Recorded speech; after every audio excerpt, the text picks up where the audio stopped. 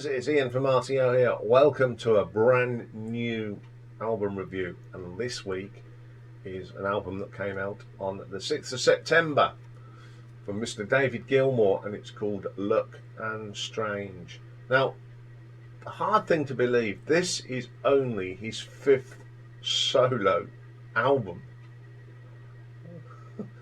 It's unbelievable, isn't it? You know, you forget. I mean, I remember when his first one came out, I was 12 years old. Ish. But it's only his 5th. It was produced by David himself and Charlie Andrew. Polly Sampson, which is David's wife, wrote many of the lyrics as she addressed mortality and aging. Their children contributed to the album and vocals and lyrics. And the album also features on the expanded version a little bit of keyboard from the late Richard Wright. Some of this was recorded during the COVID lockdowns, where David and his family perform music on their live streams, like most persons did. And he feels like it's his best work since Dark Side of the Moon.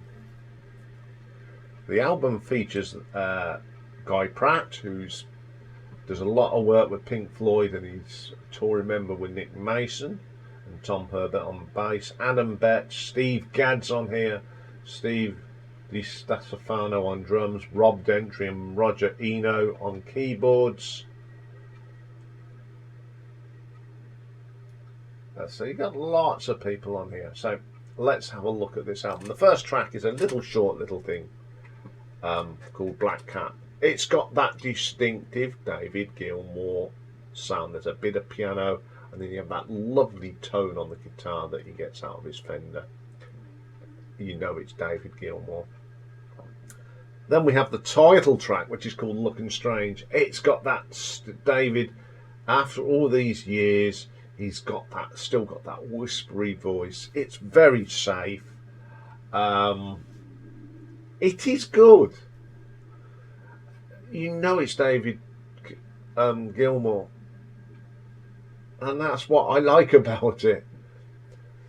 You know, why break something that isn't broken? Well, mend something that isn't broken, sorry.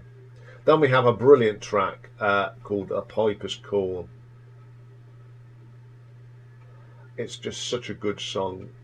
Polly wrote some great lyrics to this. I love the arrangements, I love the singing on it, the dynamics of it. It's just a fantastic track. Then we have a single, Spark. I love this song again, I think it's lovely. It's just one of them songs that, the gentleness of it, there's so many of this through David's career with his solo and his Pink Floyd days. It's so good. And then we get this short little acoustic thing called Vita Brevis. It's okay. Then we have a track called Between Two Points, which features Romany Gilmour, which is David's youngest daughter. It's a wonderful vocal from Romany. She's got such a stunning voice. Brilliant playing on here. It's just so nice. Then we have Dark and Velvet Nights. It's typical David Gilmour. There's not much you can say about it. It does what it says on the tin track. Nice temperament, nice gentle vocals, very good. Sings is the next song. Very nice melodic sort of track. Nice vocal from David. It sounds great. He can still sing. You know, I think it's because he's got that whispery voice, that gentle voice. Is wonderful. And then the last track is Scattered. Now this one is where I did notice there was a little strain from David. I tried to hit a note and it didn't quite pull off, but I allow that because he's in his mid-70s now, and if he's still singing as good as if I'm still singing like, well, I can't sing, but you know, hats off to him. But the arrangement's so nice as well. It's a nice track. Just that one little note that you didn't quite hit. Okay, I love this album. People say it's a very safe album, but why would you go away from a formula that works and people want to hear? I mean, I think it's a good formula. I think it's better than the last album, though.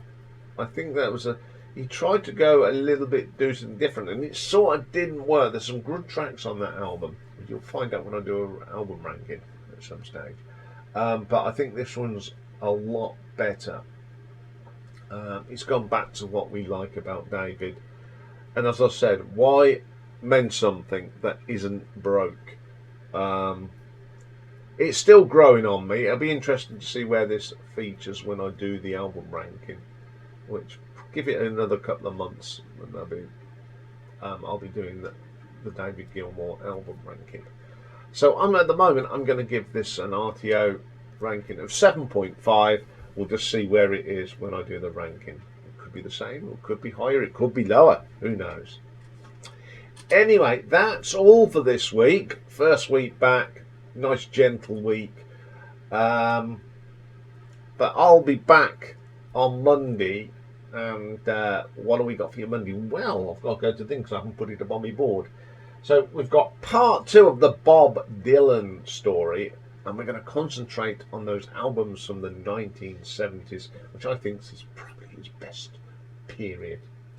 And then we've got a perfect side, and this one is a viewer's request, and this is a toughie, because it's Jefferson Airplane's Surreal Pillow, which is absolute belter of an album. So have a great weekend, everybody, and I will see you soon. Bye for now.